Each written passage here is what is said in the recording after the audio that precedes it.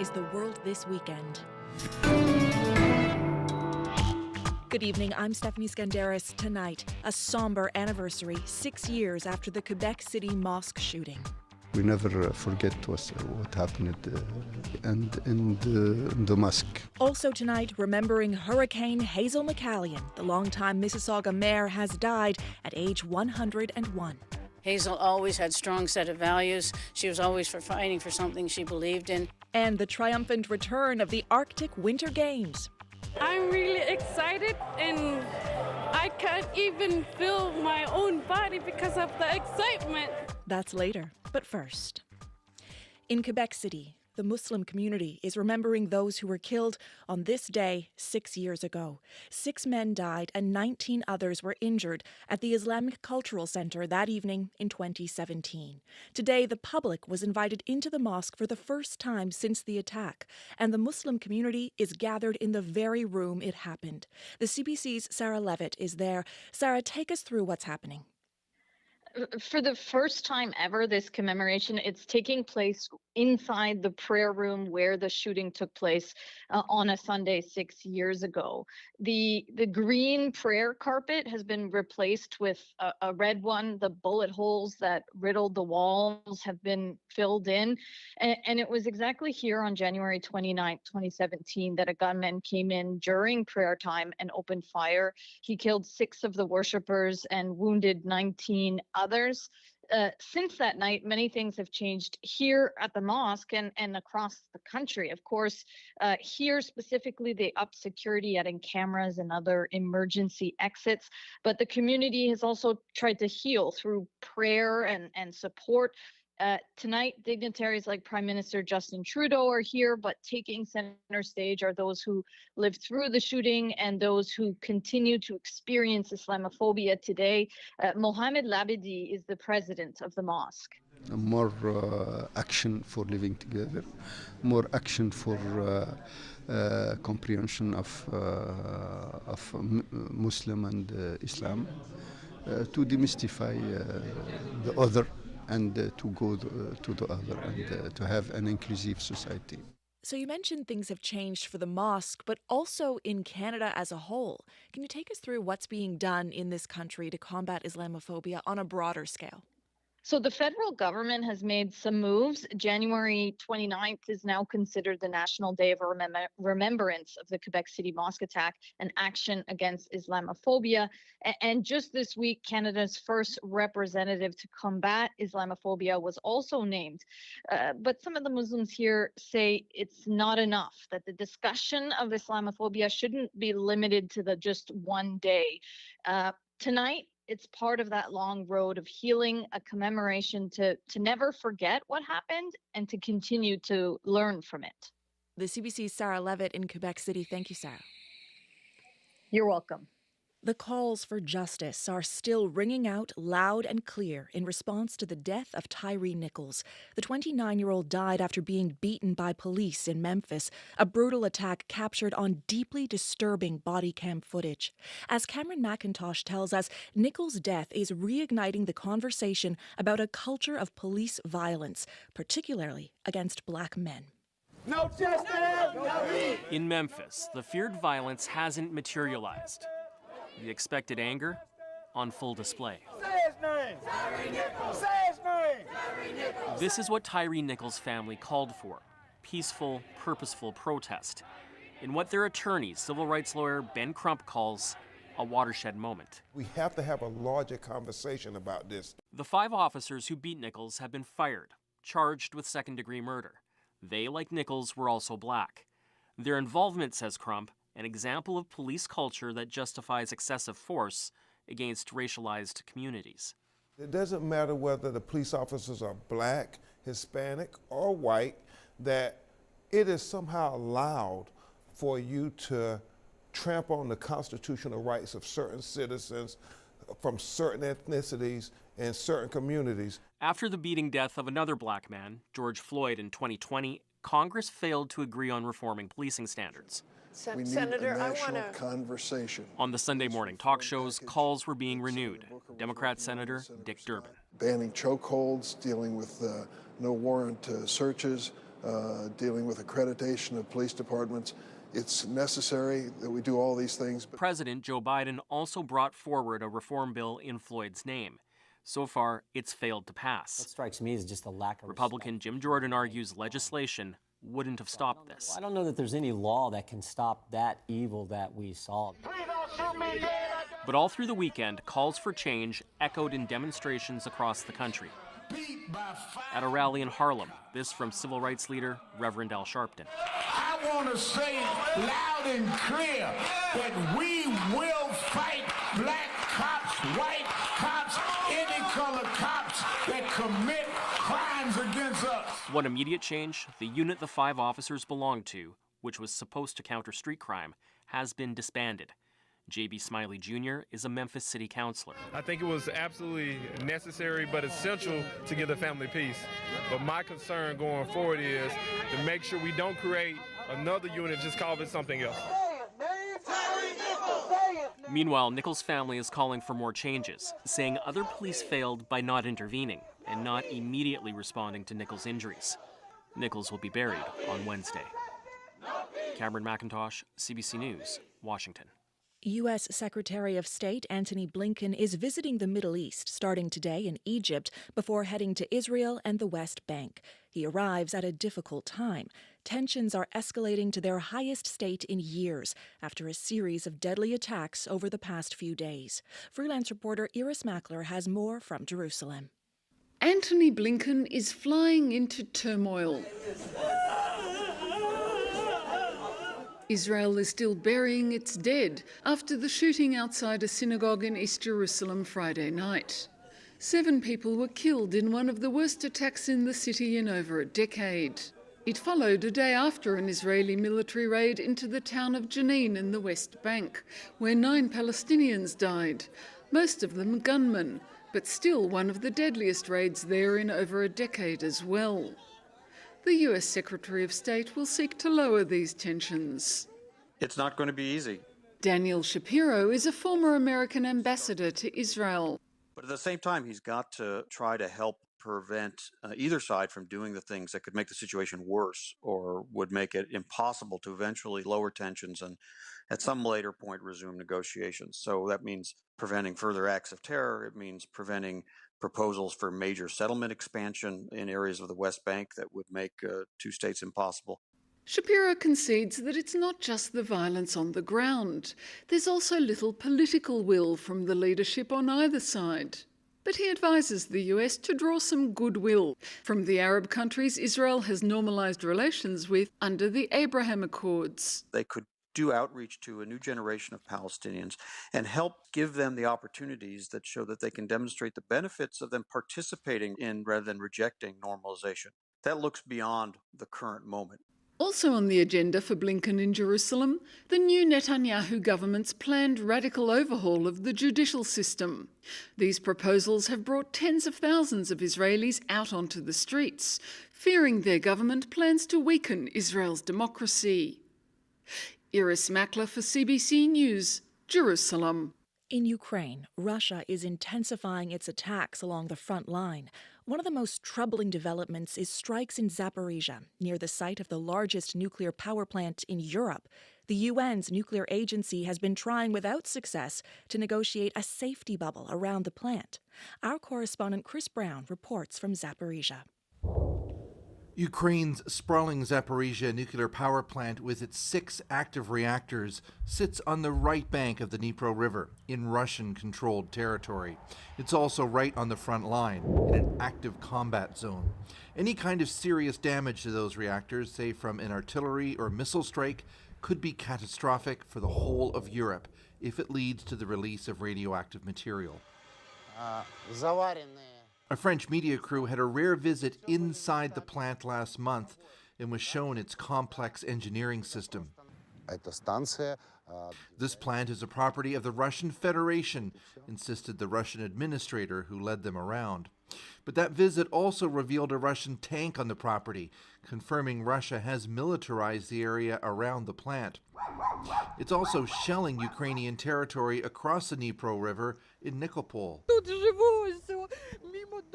Their shots always go over my house, said Luba, who says she endures constant artillery fire from the Russian side. The International Atomic Energy Agency is warning there continue to be detonations, either incoming or outgoing fire, very close to the reactors. In an interview with CBC News as he visited Ukraine, the agency's Director General, Rafael Grossi, underscored the concern.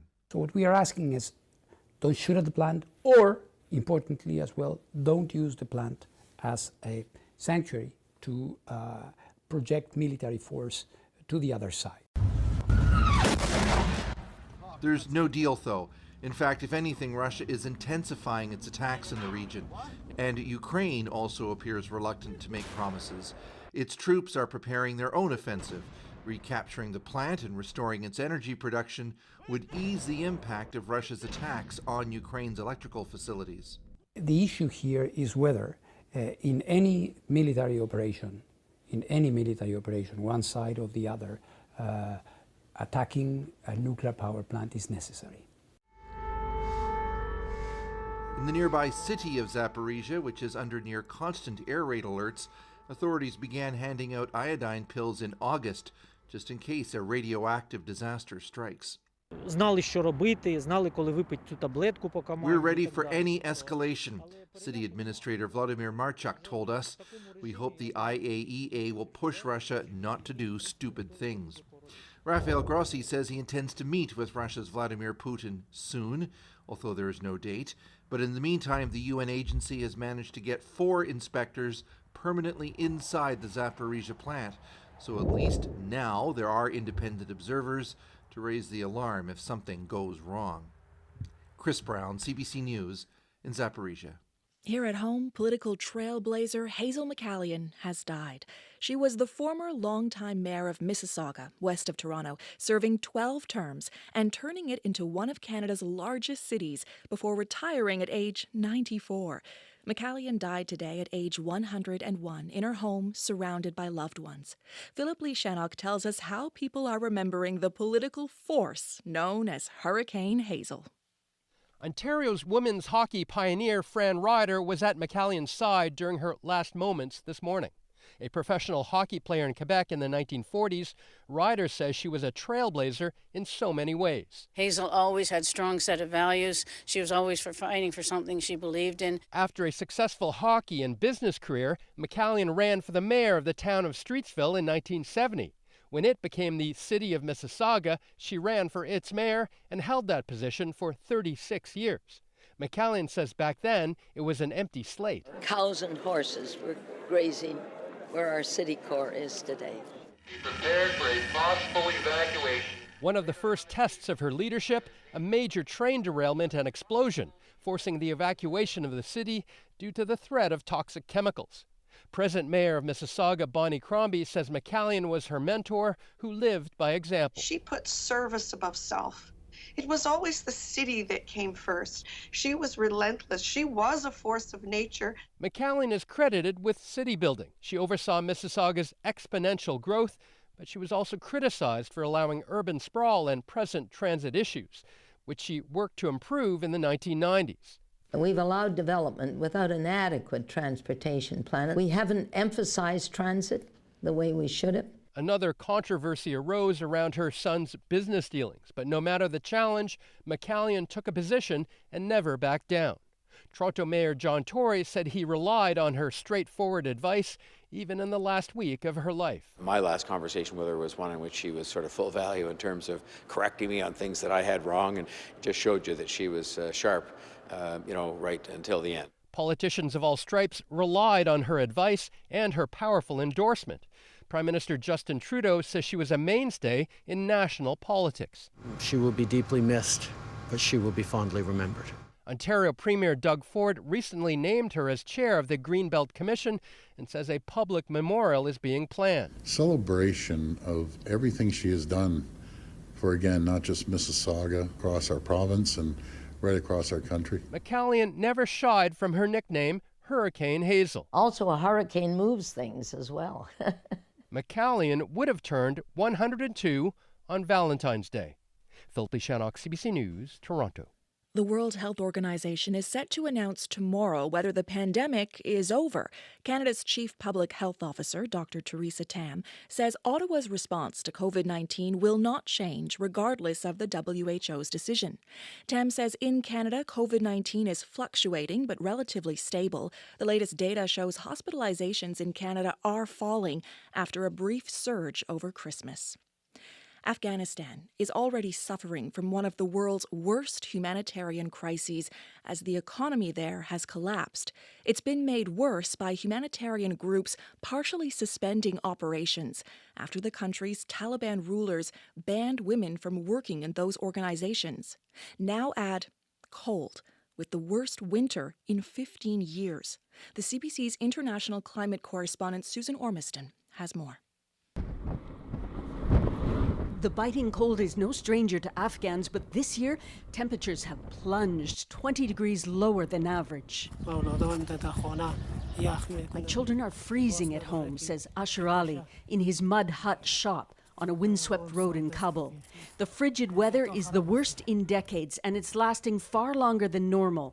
Ali says he can't afford to buy heating fuel. The weather's so cold, I couldn't buy coal, he says. So every morning after prayers, I go and collect something to burn for fuel. Plastic garbage burns, and it's free. Even kids collect it from waste heaps. At least 160 Afghans have died already, according to Taliban officials, very likely more unreported. Najib Sadid is a PhD climate researcher, an Afghan working in Germany. The main reason for this cold wave in Afghanistan is basically the disruption of the so-called polar vortex. The Arctic cooler air is basically moved from the polar area to the other regions. Parts of Asia and all of Afghanistan are caught in its icy grip, and he warns extreme weather is going to be more frequent. This sort of climate shocks we have seen also in the summer, that we had heat waves, we had forest fire. That was really something that was not seen in the past in Afghanistan. The shifting climate only adds to the misery here. Afghan's economy has collapsed. Prices for food and fuel have spiked, and at least 6 million people are close to famine. People are already at the edge, and this winter is just pushing them further over. Carolyn Gluck with the UN High Commissioner for Refugees says UN aid is keeping some people alive. This week, she met a woman living in a cave in Bamyan, forced to make horrible choices for her children. She told me that she had already had to sell one of her youngest to her brother, who is now working in Iran, that she's so desperate, and she utterly regrets that. Under the Taliban, women are banned from high school and university, and now from working with aid agencies. Our religion does not allow women to work in that way. Mullah Muhammad Abbas Akund is a Taliban minister. Men are already working with us in the rescue efforts, and there is no need for women to work with us. It's a cruel winter, and the cold wave is not forecast to break for weeks. Susan Ormiston, CBC News, Toronto. Every day in British Columbia, almost 7 people die of a drug overdose. That's around 10,000 people in the last 6 years. Starting this Tuesday, the BC government is going to try something that's never been tried across the country. It's going to decriminalize small amounts of some illicit drugs like heroin and cocaine. CBC's Nick Purdon in Vancouver talks to those affected to see if they think it'll help stop the crisis. This is the area where my brother died. He was smoking crack. He smoked it and then just was found like an hour later.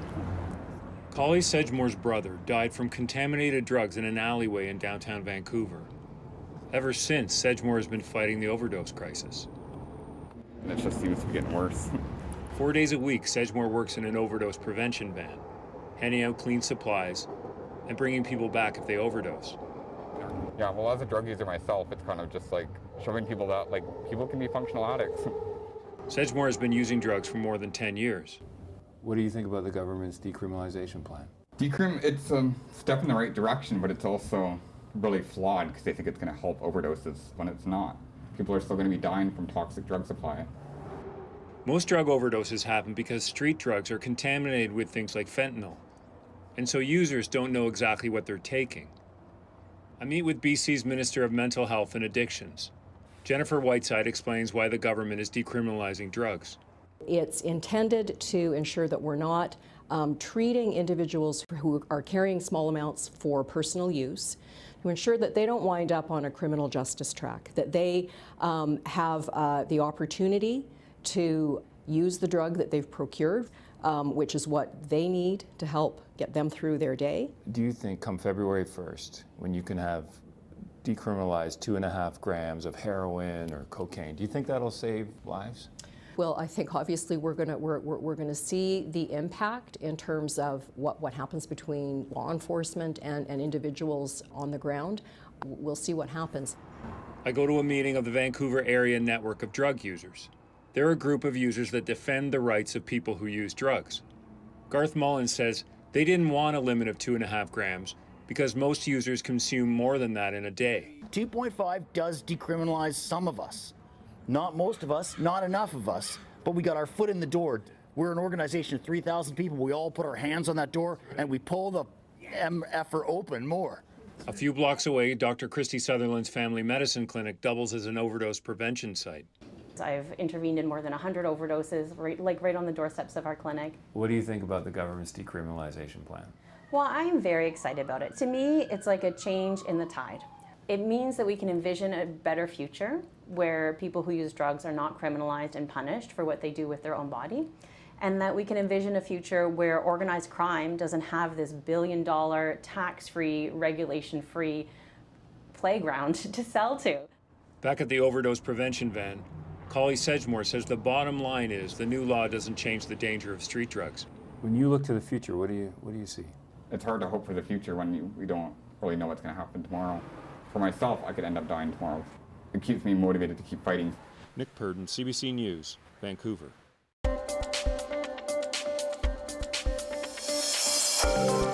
You're listening to The World This Weekend on CBC Radio. I'm Stephanie Skandaris. You can listen to this program anytime on the CBC Listen app or on the CBC News YouTube channel. Viola Legere, actor, senator, and widely regarded ambassador for the Acadian people, has died. Maybe I got a dirty face and cracked skin, but mister, my hands are white. My hands are white because I had them in water all my life. I spend my life cleaning. That's Legere performing in her most notable role, La Seguin, a humble Acadian cleaning woman. It's a role she played more than 3,000 times all over the world. I compare La Seguin like the Bible story about Jonas, and the whale and the wind. La Seguin was the whale. She swallowed me. But Legere's acting didn't stop there. She performed more than 30 other roles in her career, including plays, movies, and TV shows. She also served in Canada's Senate in the early 2000s and earned numerous awards, including the Order of Canada in 1989. Viola Legere was 92 years old. And the government of New Brunswick Premier Blaine Higgs is facing intense pressure to reverse a decision about French immersion. Higgs wants to replace immersion with a new way of teaching French as a second language. Critics say the Progressive Conservatives are jeopardizing a fundamental aspect of the province's bilingual character. The CBC's Jacques Poitras reports. Reducing French immersion by 50% is not going to improve French. Hundreds of people packed 3 public meetings in New Brunswick's 3 largest cities over 2 weeks. More than 70 people spoke. None of them supported the change.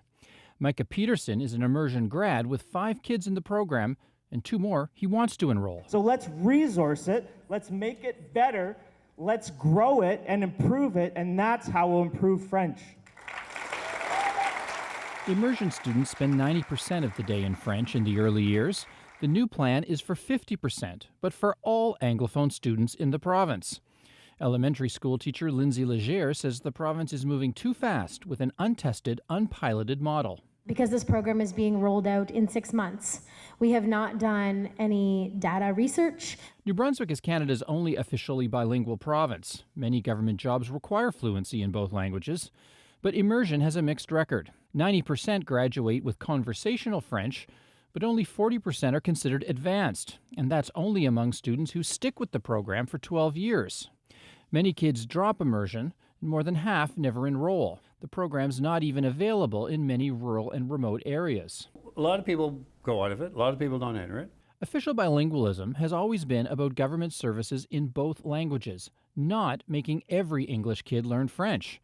Premier Blaine Haig says it should be both. If we are going to be a bilingual province, which we are, then why is our goal anything but? The plan, though, has sparked a range of concerns. Some parents of kids with learning difficulties say English will be enough of a challenge. Teachers say the system needs stability after several previous reforms, and there aren't enough teachers for a universal French program. After those 3 angry public meetings, Education Minister Bill Hogan hinted he could back off. We're having consultations because nothing at this point is written in stone. If it was written in stone, it'd be silly to have consultations. Hogan's promising a final decision by spring, less than 6 months before school starts. Jacques Poitras, CBC News, Fredericton. Tonight marks the return of the Arctic Winter Games. They're known as the Olympics of the North, showcasing sports you won't see anywhere else. Canada is usually the host country and is again this year, with the Games getting underway in the Wood Buffalo region of northern Alberta. The CBC's Juanita Taylor is there. Canadian athletes from the north getting a hero's welcome as the host country for the 2023 Arctic Winter Games.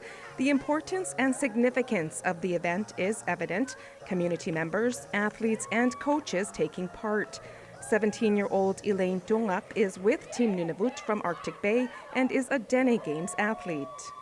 I wish to win gold medals for Team Nunavut. I can't even feel my own body because of the excitement. Ainsley Pitsiulak is 13 and is from Arctic Bay, Nunavut. This is a big dream come true. I always dreamed to go here for soccer. The event, which takes place every 2 years, brings around 2,000 athletes, coaches, volunteers, and spectators together from the circumpolar region, including northern Canada, Scandinavia, Alaska, even Greenland. To many, it's the dawn of a new era in the North. The first Arctics in 1970 were created to showcase their games on their turf, including traditional Dene games like the stick pull and snow snake, and Arctic sports such as the Alaskan high kick. Among others, they are sports that test agility, mental, and physical strength, skills needed to survive the harsh Arctic environment. Melanie Walsh is a torchbearer and is a member of the McMurray Métis Local 1935. And I'm hoping that more people can, see the true spirit of Indigenous people and our culture and how we celebrate and who we really are as Indigenous people here in the Arctic. And going after that gold medal, Lou is even sweeter at these games. That's because the last game the Arctics were held was 5 years ago. In 2020, the pandemic forced a cancellation of the games at the last minute in Whitehorse. Rodeo and Taligin, who competes in the Arctic sports? The chef de mission is Alexander Mazarov. There is also a noticeable absence as they return.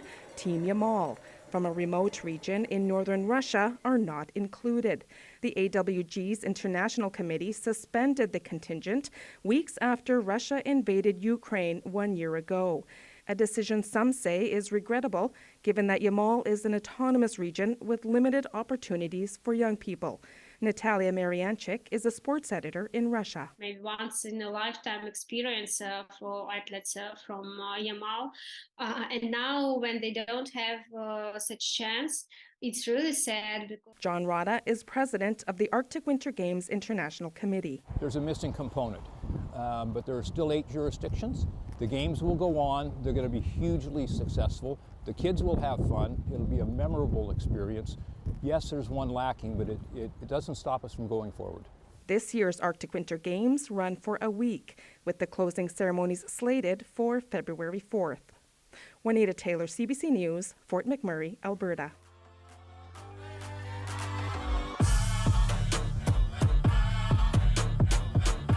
A taste of tonight's Arctic Games opening ceremony. That's The Hallucination, the electronic group formerly known as A Tribe Called Red. They're well known for their Ottawa club party called Electric Powwow, which ran for a decade, so they are sure to be heating things up in Wood Buffalo. This song is called It's Over, and so is our show for tonight. You've been listening to The World This Weekend. I'm Stephanie Skandaris. Good night.